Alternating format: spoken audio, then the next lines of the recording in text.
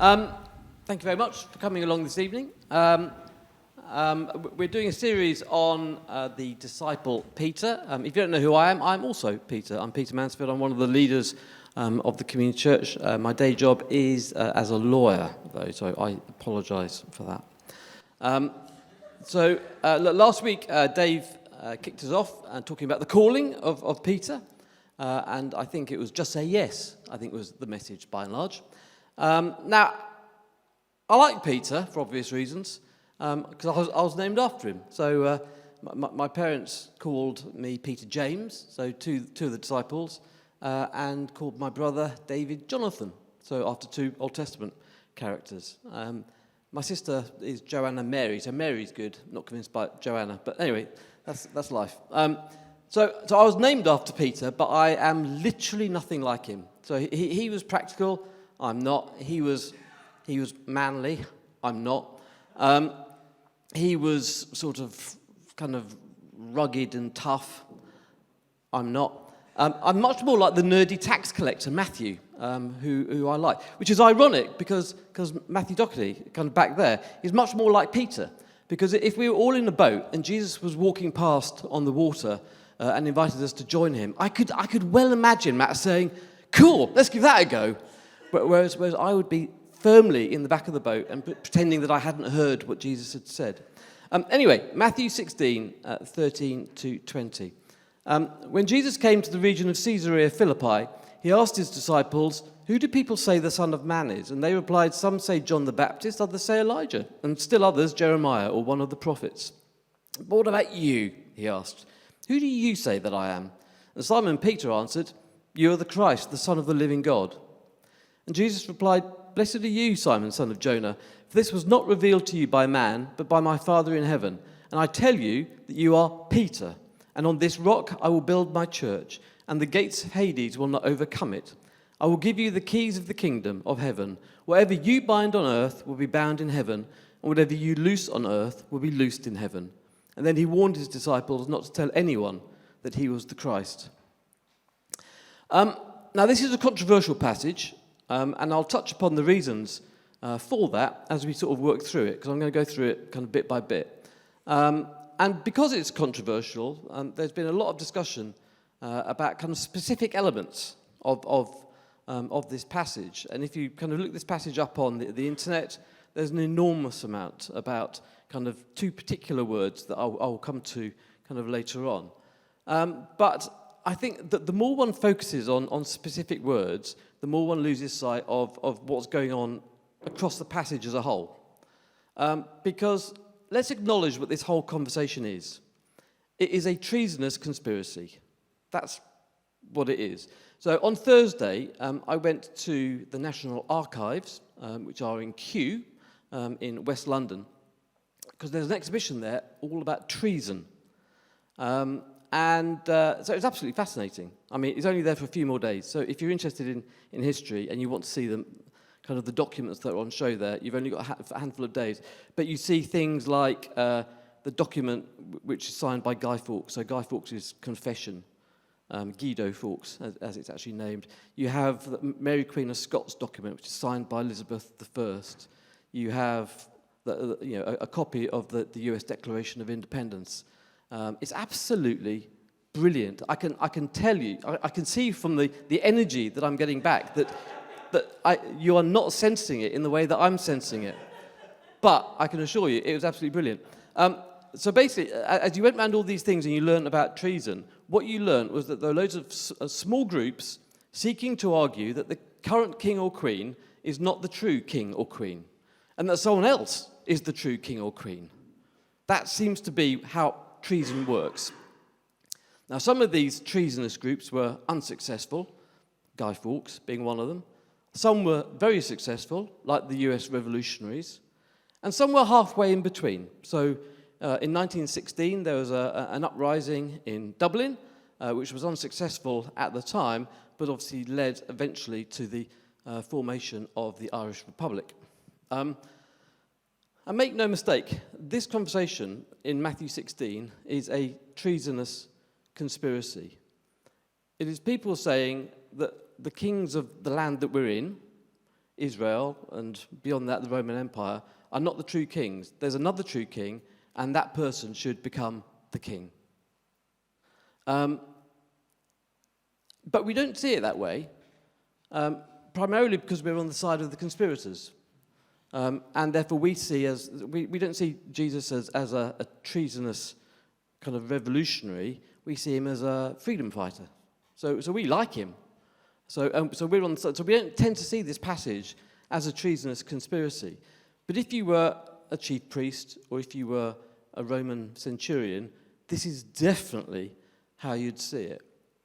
So it is a political statement. And it expressed a political aim. And as with many politicians, so I think I've got a photograph. Could you put the photograph, please? There it is. So as with many politicians, Jesus chose his backdrop. So, if people are going to announce themselves that they're going to stand for US president, what will they stand in front of? An enormous American flag. And same with Brits, they will have the Union Jack all over the place when they're kind of doing something official. And Jesus chose his backdrop because Caesarea Philippi was an unusual place to go. It's about 30 to 50 miles, 40-ish miles north of the Sea of Galilee, and therefore is at least a 2-day walk. So north, which is the sort of direction that you don't go from Galilee. That's just kind of going, up into the mountains. So it wasn't a logical place to go for that reason. It was also not a logical place to go because it was a place of pagan worship.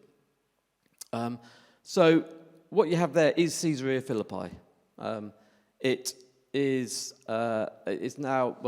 now no one lives in the area now, but it's called Bania, I think, or something like that, which is kind of based on the god Pan, who was worshipped there.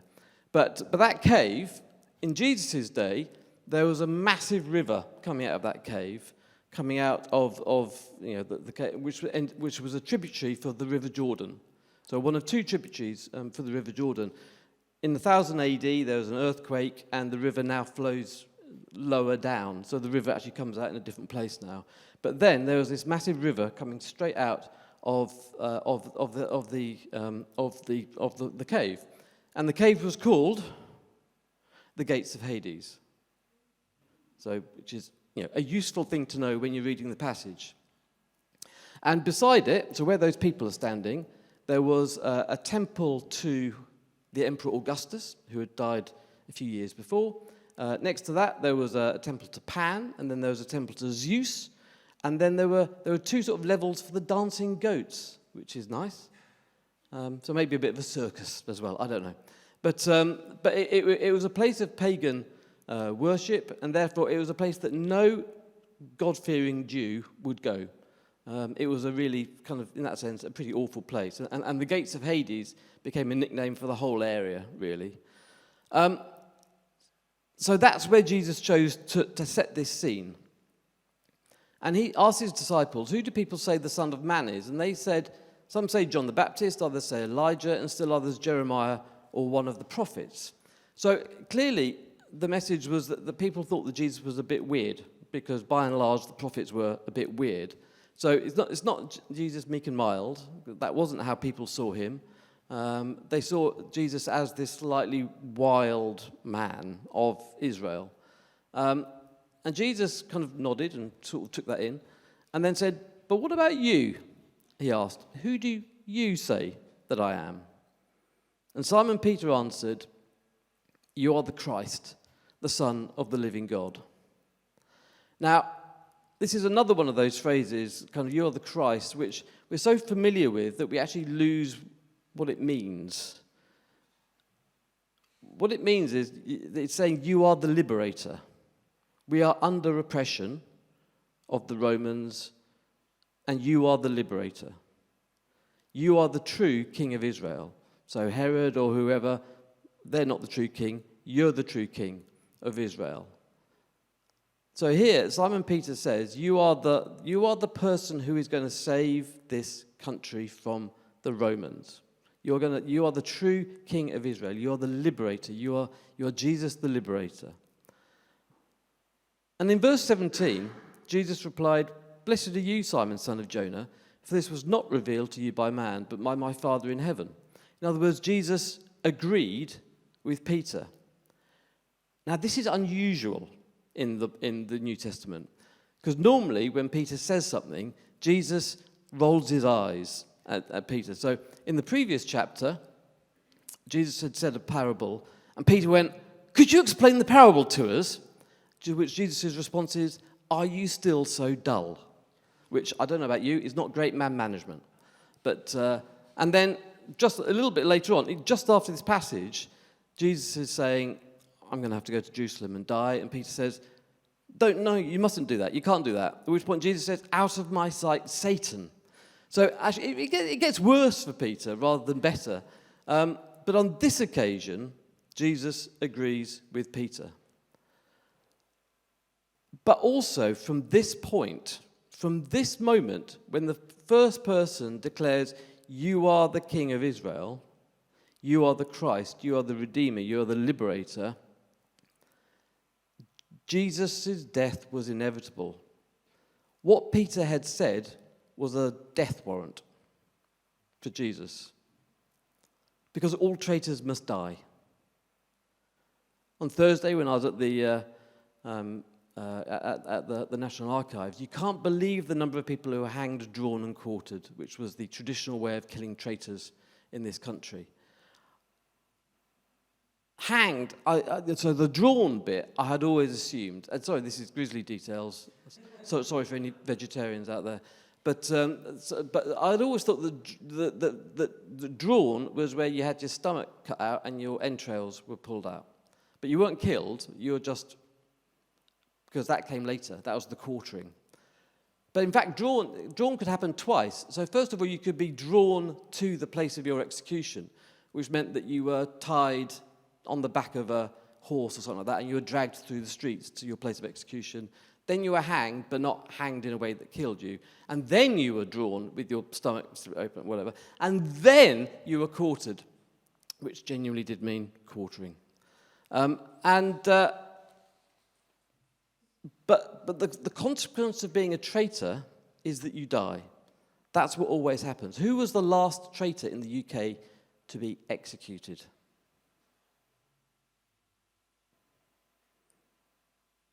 Come on, historians. Second World War.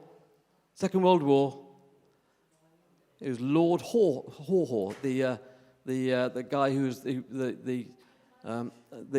was in Germany and gave radio broadcasts back into the UK.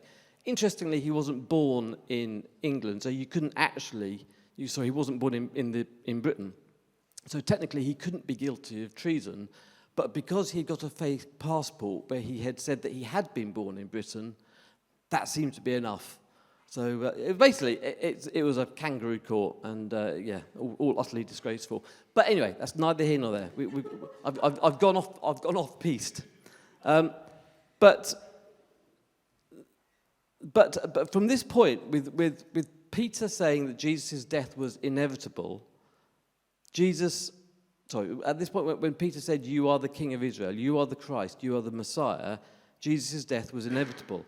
And it is no surprise that immediately after this, it says in verse 21, "From that time on, Jesus began to explain to his disciples that he must go to Jerusalem and suffer many things and must die." Because at that point, Jesus knew that as soon as the cat was out of the bag, as it were, as soon as the secret had been made public, it was only a matter of time before it would leak wider and the authorities would come and get him.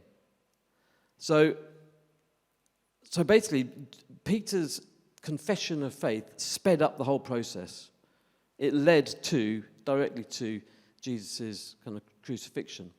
And we then get to verses 18 and 19, which are the controversial verses. "And I tell you that you are Peter, and on this rock I will build my church, and the gates of Hades will not overcome it. I will give you the keys of the kingdom of heaven. Whatever you bind on earth will be bound in heaven, and whatever you loose on earth will be loosed in heaven." And then he warned his disciples not to tell anyone that he was the Christ. Now, this is a controversial verses because it's at the root of papacy, basically. So it's in Greek, there's a pun, which is, I tell you, you are Peter, which is Petros, and on this rock, Petra, I will build my church. So Petros, Petra. Now, the traditional Catholic interpretation of that is that Peter is the rock on which the church will be built. Therefore, the papacy has an authority which is directly from Jesus. They're not saying that Peter is the rock on which the church is built. Everyone accepts that Jesus is the rock on which the church is built, but that Peter is effectively Jesus' chosen vicarious leader, and therefore he has an authority which he then passes on to the next pope, and then the next pope, and so on, and so on, and so forth. Now, the Orthodox Church doesn't agree with that, and the Protestant Church doesn't agree with that. And the argument that they have is that in the Greek, it's Petros for Peter, and Petra for rock. Two different words in Greek. And they say, well, the one for Peter means small rock, pebble, and Petra, the rock on which the church is built, is a big rock, which is Jesus. So Jesus is saying to Peter, you're a pebble, but on this rock of Jesus, the church is built. Or maybe on this rock of the revelation that Jesus is the Messiah, is the Christ, the church is built. The Catholics respond to that by saying, yeah, but Jesus didn't speak in Greek, he spoke in Aramaic. And in Aramaic, there's only one word for those two, which is kepha. So we know that Peter is also known as Cephas, which is kind of a translation of kepha. And so the Catholic theologians will come back and say, in the Aramaic, there's no difference between the two words. You can't do that small rock, big rock thing. And the reason why it became two different words in Greek is because in Greek, rock is Petra, which is a feminine kind of declension, or word, conjunct. Anyway, I can't remember what the word is. It's female anyway. And because Peter wasn't female, he was Petros, therefore they had to come up with a new word for a male version of Petra. Which one's right? Who knows? Who knows? I'm not going to answer that one tonight, because I think ultimately that it completely misses the point of the passage. Because the way I read this is that it's this political one, which is as soon as Peter says, you are the Christ, Jesus is dead. It is only a matter of time before he is killed. And Jesus is already starting, Jesus knows that, so he already is starting his response. And he's basically stating, it's like in the films where the hero is dying and kind of they say, son, you must complete the job that I've finished. And it feels to me as though it's like that, where Jesus is saying, after I'm gone, because now you've said that, Peter, that's my death warrant, and after I've gone, I will need a leader, the church will need a leader, and you will be that leader. I will build the church, I will build my church, but you are the person who's going to take that on. And I want to reassure you that even though I'm not physically there, I will be building the church, and the gates of Hades will not overpower it. So all of this that you see behind me, kind of the cave and the temples or whatever, none of that can compete with the church. None of that can cope with what... Because as I was growing up, I was always thinking, the gates of Hades will not overcome it. And I was always thinking, the church must fight against the gates as the gates come towards. And you think, no, gates don't move. It's not gates that are attacking. Gates are defensive. It's the church of God, which is the mobile force in this image. So Jesus is, as he points out that the temple of Zeus, the temple of Augustus behind him, he's saying, I will be building a church which you will lead, which will conquer all of these things and will last much, much longer than any of them. You have the keys of the kingdom. Whatever you bind, Peter, will be bound, and whatever you loose will be loosed. And we see that later on when they need to replace Judas. It was Peter that took control and said, we need to replace Judas. It was Peter that spoke on the day of Pentecost. It was Peter that was the first person to realize that the gospel was available to Gentiles as well as Jews. What he loosed on earth was loosed in heaven. What he bound on earth was bound in heaven. And the very end of it, which is always one of those verses which when you don't think of it in terms of conspiracy, he said, then he warned his disciples not to tell anyone that he was the Christ. And I always grew up thinking, well, why would he do that? Why not tell everyone that he's the Christ? Well, you think, it's because it's a treasonous conspiracy. It's blatantly obvious that you don't want it leaking beforehand. Jesus wanted to retain a level of control over what happened between now and the crucifixion. So this is a conspiracy. It must not leak. So don't tell anyone. Peter was obviously intrigued by his name and the whole image of rocks. And because he wrote right at the end, he wrote 1 Peter 2, and he said this, as you come to him, the living stone. So even though Peter is called the rock, he knows that Jesus is the living stone. As you come to him, the living stone, rejected by men, but chosen by God and precious to him, you also, like living stones, are being built into a spiritual house to be a holy priesthood, offering spiritual sacrifices acceptable to God. And then he goes on to say, but you are a chosen people, a royal priesthood, a holy nation, a people belonging to God, that you may declare the praises of him who called you out of darkness into his wonderful light. So Peter knew deep down that he was part of a conspiracy. He was part of a conspiracy to enthrone Jesus. Now, as it turned out, he knew by the time he was writing 1 Peter that Jesus wasn't coming just to overthrow the king of Israel or the emperor of Rome, but he was coming to create a whole new structure. And it wasn't a political regime that he was going to be setting up, but a spiritual regime, albeit there is a very strong political element to that. So when Jesus said, I will build my church, even when Peter was writing his letter many years later, and he was saying, you are a chosen people, a royal priesthood, a holy nation, he was still saying, join the conspiracy. We're the conspirators. We are the conspirators declaring the true king.